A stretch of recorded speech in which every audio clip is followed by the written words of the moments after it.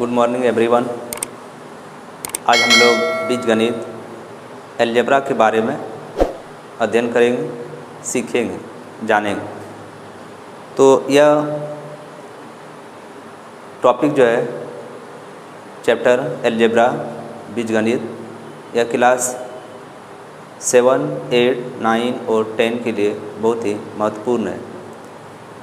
और अलजेब्रा में हम लोग जैसे चर और चर पद, उसके बाद बीजीय व्यंजक, बीजीय सरसमीकाएँ, समान पद, असमान पद, उसके बाद गुणांक, इस सब के बारे में हम लोग क्लियरली पढ़ेंगे, सीखेंगे। तो सबसे पहले हम समझते हैं कि ये अलजेब्रा जो है बीजगणित किसे कहते हैं, क्या है। बीजगणित जो है क्लास 7, 8, 9, 10 के लिए महत्वपूर्ण टॉपिक है और इसमें जो है हमें शुरू से बेसिक से सीखना बहुत ज़रूरी है, तब जो है हम बीजगणित को आसानी से बना सकते हैं, हल कर सकते हैं। सबसे पहले समझते हैं कि बीजगणित अलजेब्रा किसे कहते हैं। गणित की वह शाखा जिसके अंतर्गत संख्याओं के स्थान पर चिन्हों का, अक्षरों का प्रयोग किया जाता है, अलजेब्रा बीजगणित कहलाता है। जैसे उदाहरण के तौर पर हम यहाँ लिख सकते हैं x + 5y।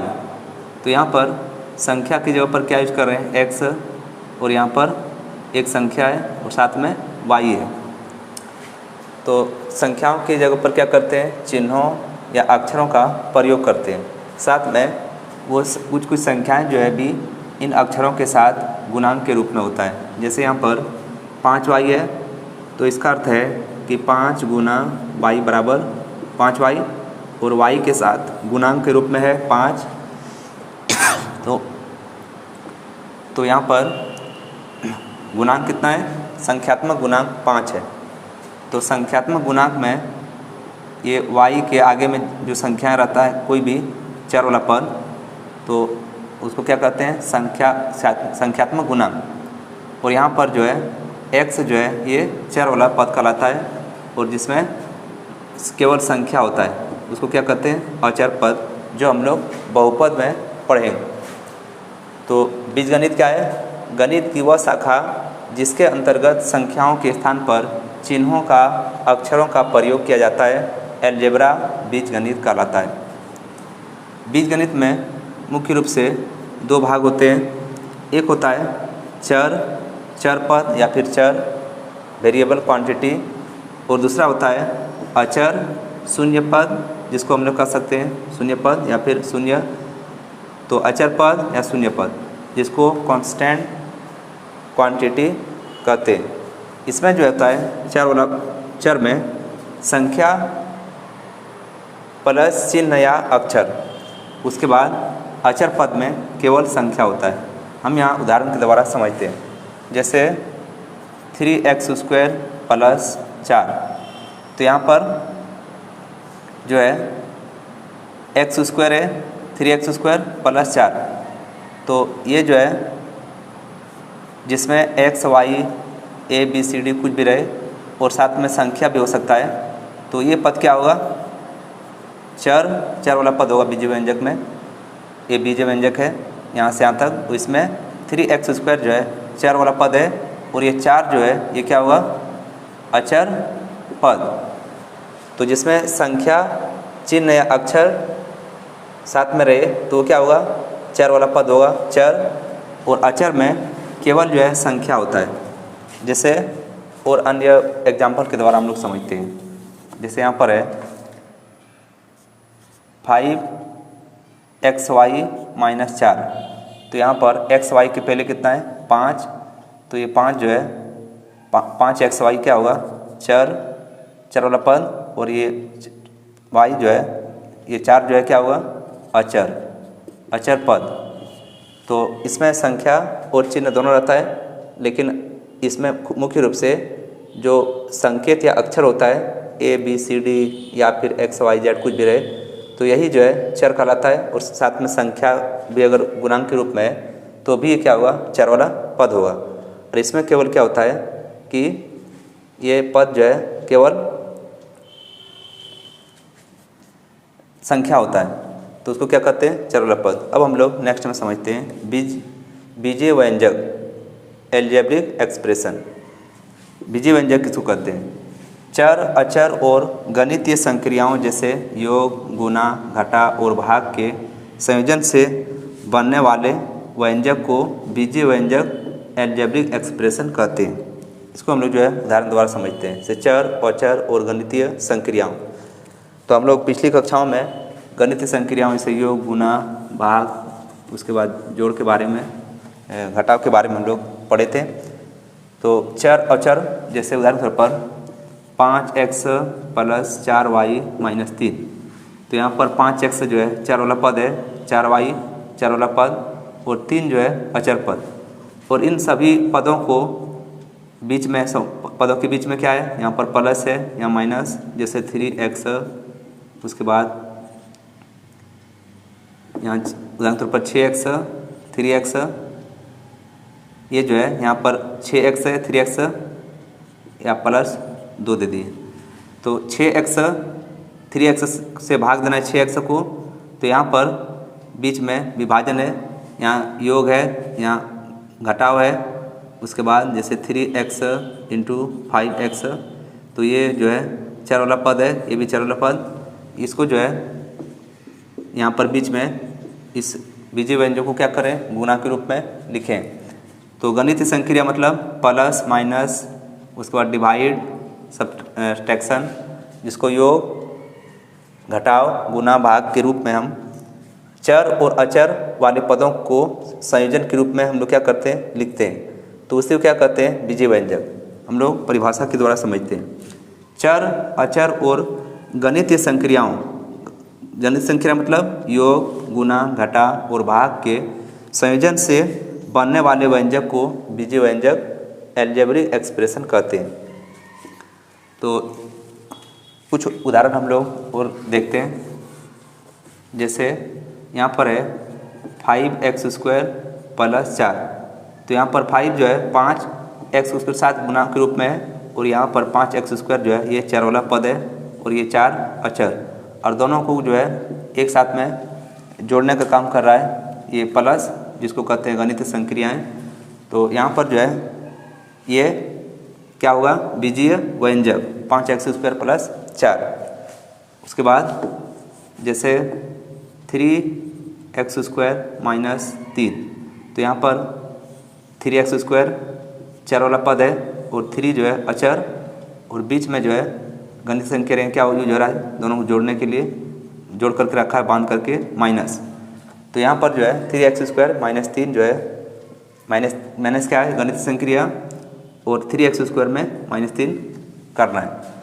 तो इस तरह से चर, अचर और गणितीय संक्रियाओं जैसे योग, गुणा, घटा और भाग के संयोजन से बनने वाले व्यंजक को क्या कहते हैं, बीजीय व्यंजक।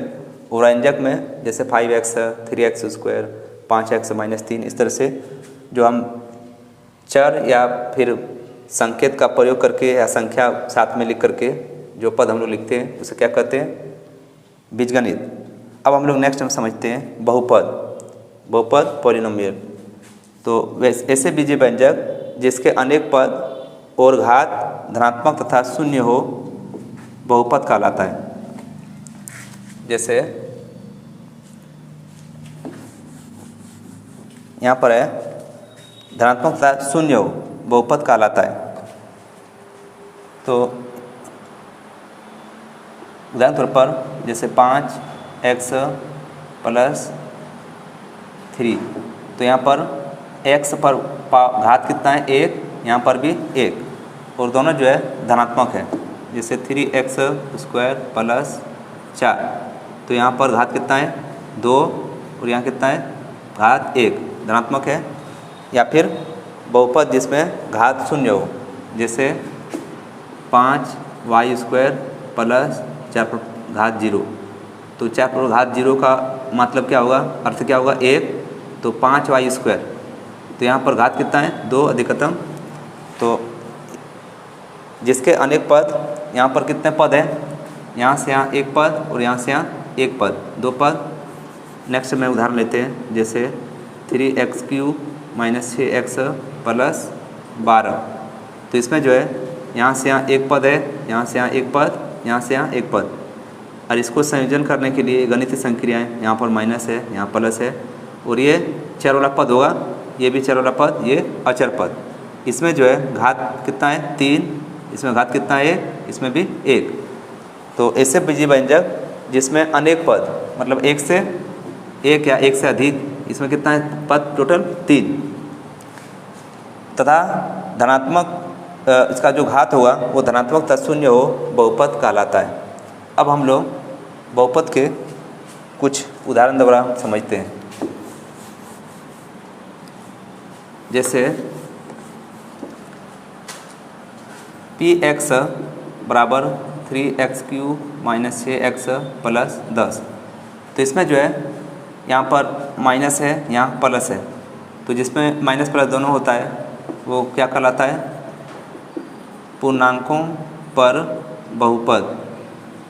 यहाँ पर कितने पद हैं, 1 2 3, और इसमें प्लस और माइनस दोनों है, तो जिसमें प्लस माइनस दोनों रहेगा वो क्या होता है, जिसको पूर्णांक कहते हैं। धनात्मक और ऋणात्मक संख्याओं के संग्रह को क्या कहते हैं, पूर्णांक। तो इसमें धनात्मक और ऋणात्मक दोनों है, तो ये क्या हो जाएगा, पूर्णांकों पर बहुपद, या फिर 3 पदों में एक बहुपद या 2 चरों में बहुपद कर सकते हैं। तो इस तरह से फिर नेक्स्ट में देखते हैं, उदाहरण तौर पर px बराबर 9x² प्लस √7x माइनस 6। इसमें जो है 9x² प्लस और माइनस 3, ये पूर्णांक इसमें दिया हुआ है, साथ में ये क्या होगा, रूट अंडर में संख्या है, तो क्या होगा, वास्तविक संख्याओं पर बहुपद। अब हम लोग नेक्स्ट उदाहरण में फिर समझते हैं। जैसे px बराबर 5/6 minus 3/4 x³ plus 2x minus 5, इस तरह से ले सकते हैं। तो यहाँ पर जो है ये संख्याएं बट्टा के रूप में, भिन्न के रूप में, तो यह जो है परिमेय संख्याओं में बहुपद लिख सकते हैं, या फिर परिमेय संख्याओं पर बहुपद। तो धनात्मक ऋणात्मक संख्याओं जिसमें रहे वो क्या होगा, पूर्णांक पर बहुपद। उसके बाद जैसे 9x² प्लस √7x है माइनस 6, तो क्या होगा, वास्तविक संख्याओं पर बहुपद। और यहाँ पर 5/6x² minus 3/4x³ plus 2x minus 5, तो ये जो है भिन्न के रूप में, तो लिख सकते हैं परिमेय संख्याओं पर बहुपद। अब हम लोग नेक्स्ट क्लास में बहुपद, उसके बाद समान पद, असमान पद, बहुपद के प्रकार, इसके बारे में हम लोग विस्तार पूर्वक नेक्स्ट क्लास में सीखेंगे।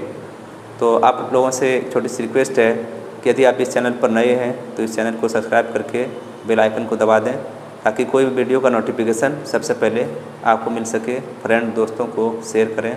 Thank you very much.